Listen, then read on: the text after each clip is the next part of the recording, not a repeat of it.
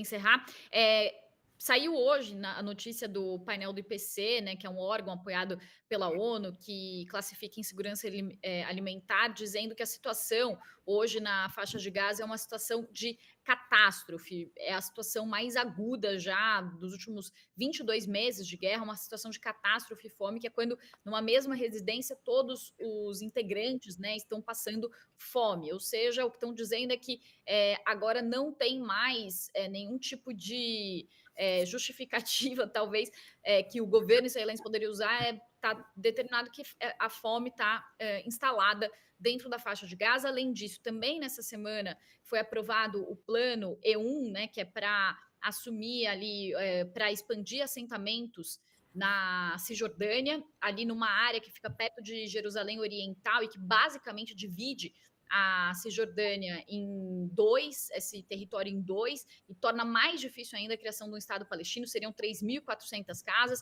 e havia uma resistência de décadas a esse plano, esse E1, né, que é a abreviação de East One, justamente porque até mesmo os Estados Unidos se opunham a isso, enfim, e agora sem essa oposição dos Estados Unidos, esse plano seguiu adiante.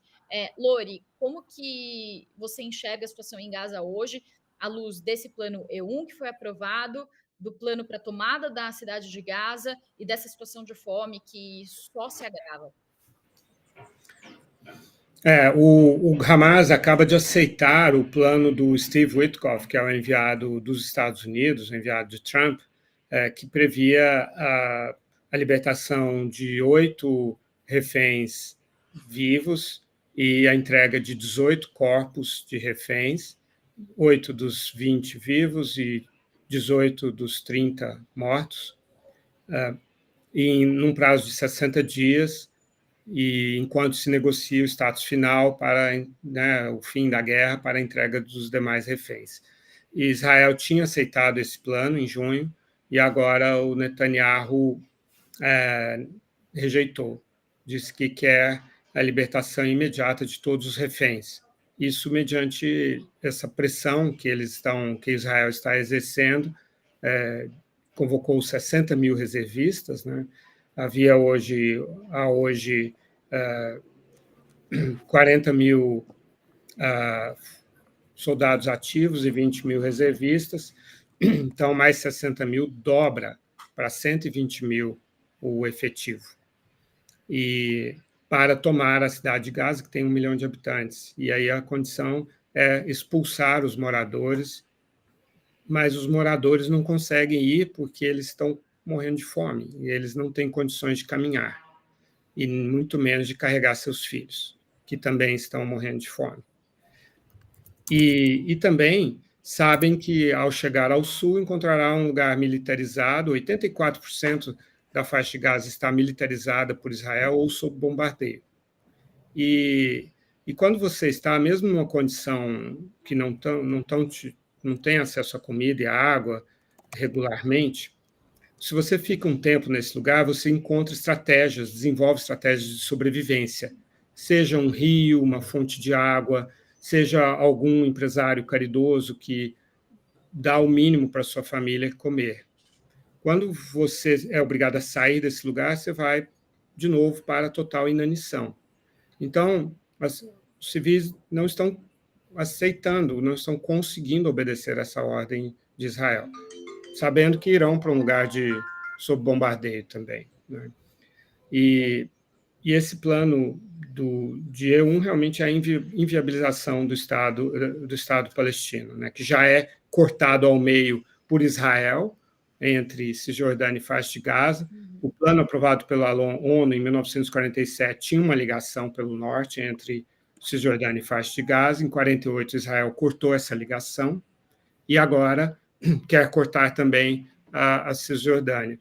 E a frase do ministro das Finanças, Bezalel Smotrich, que é o responsável pela execução desse plano, foi: bom, isso é uma resposta aos europeus que querem reconhecer o Estado palestino, nós vamos tirar o tema da mesa, Estado palestino da mesa, não com slogans, mas com ações. E esse era um plano também defendido 20 anos atrás pelo Netanyahu, quando ele era parlamentar. Pessoal, eu vou sair, me despeço de todos. Desejo um bom resto de programa para vocês. Obrigado. Abraço. Eu tenho um hard stop agora às 14h. Abraços. Obrigada, Lori. Vai lá. Muito obrigada. Eu vou seguir aqui com o Américo, mas bom fim de semana aí. Corre lá para o teu compromisso.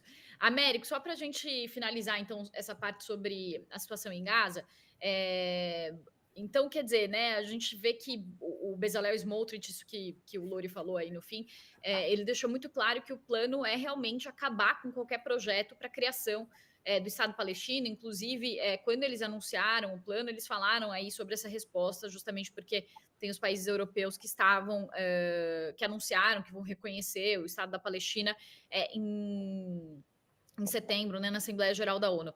Você acha que Israel vai tomar toda a faixa de Gaza? O que vai acontecer? Esse plano de dividir a Cisjordânia, por que isso torna mais difícil e mais distante essa criação do Estado palestino? O plano desses radicais do governo israelense, como Smotrich, Itamar Ben-Gvir, que é um outro ministro da Segurança Pública, e estão convencendo o próprio Benjamin Netanyahu disso, é anexar totalmente a faixa de Gaza, a Cisjordânia, e tentar expulsar os palestinos do seu próprio território. Então, a ideia desses radicais que hoje mandam no governo do primeiro-ministro Benjamin Netanyahu é essa. Então, paulatinamente, eles vão fazendo isso, eles vão conseguindo isso. Isso está tudo dentro dessa mesma estratégia. A questão de fazer esse assentamento que corta a Cisjordânia já tem muitos assentamentos israelenses no meio do território, existem resoluções do próprio Conselho de Segurança da ONU contra isso, a criação desses assentamentos é ilegal. Eu estive nesses lugares, é absolutamente horrível o tratamento que é dado aos palestinos, que são os donos daquele território, e é onde, no futuro, existe a esperança de criação de um Estado palestino, junto com a faixa de Gaza. A expulsão dos palestinos da cidade de Gaza, que é a principal, maior cidade de Gaza, é também parte desse plano. É parte de um plano de tentar transformar a vida numa vida tão impossível que os palestinos peçam para deixar a faixa de Gaza e ir para algum outro lugar. A única saída possível, viável, seria justamente a criação de um Estado palestino, uma ideia que vem sendo discutida já há décadas. Agora, existe, infelizmente, uma total inação da comunidade internacional. França, Reino Unido, Canadá, Austrália, que estão dizendo hoje que querem reconhecer o Estado palestino, deviam ter feito isso há muito mais tempo.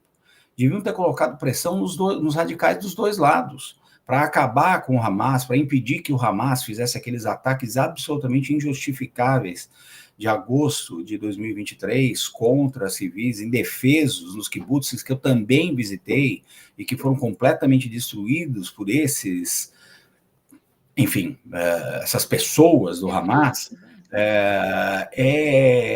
Deveria ter a pressão que não foi exercida sobre eles também deveria ter sido exercida sobre Israel para o reconhecimento de um Estado palestino, que era a única solução viável de fato para você ter paz nos dois lados. E essa comunidade internacional continua não falando nada, fazendo poucos gestos e tardios.